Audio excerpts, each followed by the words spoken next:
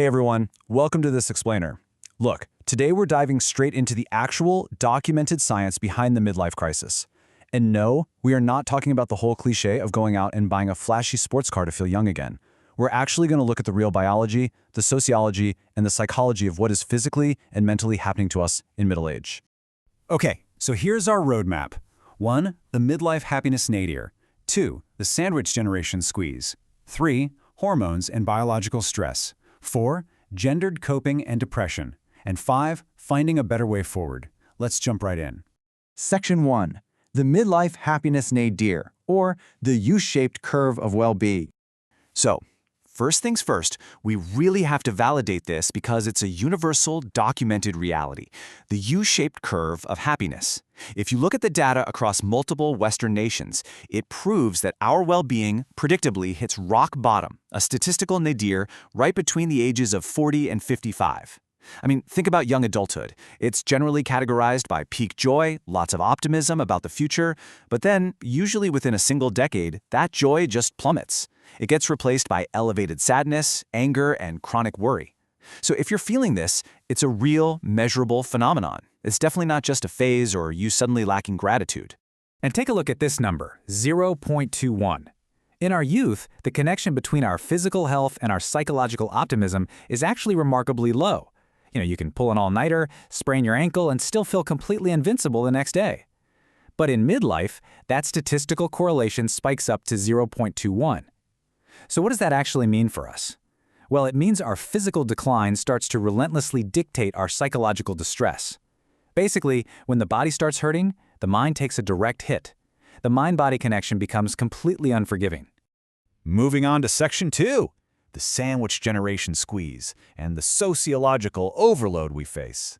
Because this psychological drop, it is definitely not happening in a vacuum. It is heavily driven by a massive sociological squeeze that researchers call the sandwich generation. We're talking about middle-aged adults who are simultaneously providing care, financial support, and just intense emotional labor for both their dependent kids and their aging parents. Just in the US alone, 71% of these multi-generational caregivers are between 40 and 59. And statistically, it is overwhelmingly women who bear the brunt of this immense role overload, literally trying to be everything to everyone while completely sidelining their own needs. And this overload has very real, severe clinical consequences. A staggering 33%, so literally 1 in 3 female sandwich generation caregivers exhibit clinically relevant depressive symptoms. We're not just talking about feeling a bit burnt out at the end of a long Friday. This is intense clinical distress driven by years of chronic sleep disruption, practically zero leisure time, and severe financial strain. It completely depletes your resources and pushes the brain way past its natural limits. And this model maps out exactly what that caregiving burden does to us biologically. Unrelenting daily stressors create what's called an allostatic load. Honestly, think of it like a car engine that's constantly redlining, but you never give it an oil change. Your body just continuously pumps out stress hormones like cortisol just to get you through the day, and over time, being stuck in this constant fight-or-flight state accelerates biological aging, drives up systemic inflammation, and opens the door for early disease. So yeah, stress is literally aging us from the inside out. Which brings us to Section 3, Hormones and Biological Stress, the Internal Chemistry Shift. Because on top of all that social stress, we've got these simultaneous internal biological shifts happening. Men and women go through drastically different, yet equally disruptive, neuroendocrine changes. For women, perimenopause brings these wild, erratic estrogen drops. And listen, this goes way beyond the classic stereotype of hot flashes. It can trigger an atypical depression phenotype. We're talking paranoia, explosive rage, and chronic severe insomnia. For men, it's andropause. This is a gradual 1% annual decline in testosterone that just silently strips away your energy. It results in profound fatigue, a huge drop in baseline confidence, and this pervasive cognitive brain fog. Section 4, gendered coping and depression. Basically, how we actually express all this crisis. So, biology and society condition us to process all this overwhelming midlife distress in entirely different ways. According to gendered response theory, both sexes actually experience incredibly similar baseline levels of psychological distress during this time, but how that pain comes out? Totally different. Women are generally socialized to internalize stress, which leads to reported depression, anxiety, and visible emotional pain. Men, on the other hand, usually externalize it. They mask the pain behind these traditional masculine norms of self-reliance, which often pops up as substance abuse or erratic antisocial behavior. And this leads to a super vital concept: covert depression. Because traditional diagnostic tools mostly look for, sadness or crying, male depression gets completely missed by doctors all the time. Instead, it shows up as a subconscious defense mechanism.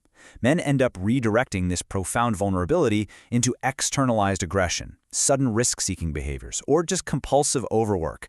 This covert depression is the actual psychological engine driving what pop culture so lazily calls the male midlife crisis. Which brings us to this incredibly poignant realization from a Reddit user who was discussing their own midlife journey. They wrote, "The sports car you buy won't erase your sense of mourning for time lost." And wow, that hits hard, right? Going 0 to 60 in 3 seconds doesn't actually outpace existential dread. These external escapes, buying the car, having an affair, suddenly blowing up your career, they're just desperate, impossible attempts to outrun regrets that we simply cannot escape. So that begs the obvious question: how do we actually cope? If this midlife nadir is biologically, hormonally, and sociologically pretty much inevitable, how do we successfully navigate it without completely blowing up our lives, our marriages, and our bank accounts? That leads us right into Section 5, a better way forward and finding true acceptance. Clinically speaking, the answer lies in making a profound shift from avoidance over to acceptance, specifically through something called acceptance and commitment therapy, or ACT.